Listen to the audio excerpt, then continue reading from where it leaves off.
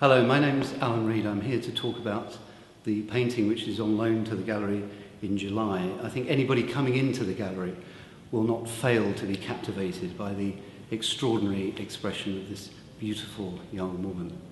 The subject is the Comtesse d'Aussonville, and it was painted by the great French painter Jean-Auguste Dominique Ingres and completed in 1845. I think the thing that makes this a captivating portrait is her expression. She's half smiling, looking almost coquettish at us and leaning against a deeply blue upholstered mantelpiece. She's wearing a fashionable costume, though not too fashionable. It's a very classical style. Also her jewellery, you can see she's wearing a geometric bracelet with a turquoise on it and a serpent ring with a square green emerald. It kind of suggests that this is someone who's not completely a victim of fashion of the time. She has a mind of her own. And I think, if anything, her expression tells us that she's actually waiting for us to speak. She's inviting us. She's listening to us. Around her are the objects which demonstrate her wealth and her taste. If you look to the left, there is a deeply upholstered white armchair. On the right appears to be a sofa, and she's simply thrown her cashmere shawl over the sofa. And on the mantelpiece itself, a range of objects, vases that might be French, they may be Japanese, with gilt bronze mounts. Behind her, immediately behind her, porcelain, Sèvres porcelain, made in 1767, a jardinière containing flowers, tulips, roses, and so on. Next to that, a little flower pot of a slightly cheaper porcelain. This is called Porcelaine de Paris. And next to that, you can see opera glasses. Certainly the suggestion is that she's just returned from the theatre. She's still wearing her evening dress. She's cast aside her shawl. And next to the opera glasses are visiting cards, 5 of them, 3 with the corners turned up to indicate the fact that when the visitor called, the Comtesse was not at home. And finally, you see the other vase, just very, very slightly. You can see the handle and just the left-hand side of the vase. It's as though Ingres deliberately cropped that part of the picture. He's also cropped along the bottom. We don't see the full extent of the Comtesse's skirts. It's almost as though there's a tension between how formal these objects are and how relaxed the pose is. It's very calm. It's very kind of spontaneous. So the Comtesse was born Louise Albertine Princess de Broglie in Switzerland in 1818. Her father was a statesman and a writer, not as famous as her grandmother, Madame de Staël. And it's certainly from her grandmother that she acquires the ability to write.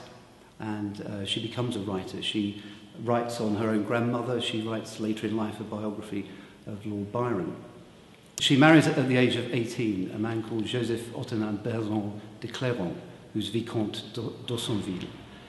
And it is said that he neither pleased nor displeased her, that her object was simply to marry someone to give her a good position in society, and also a man of some wealth.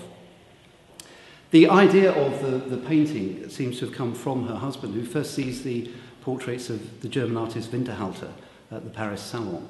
But they first meet Ingres in Rome in 1840. Ingres was born at Montauban in the southwest of France, and he goes to the Toulouse Academy at the age of just 11.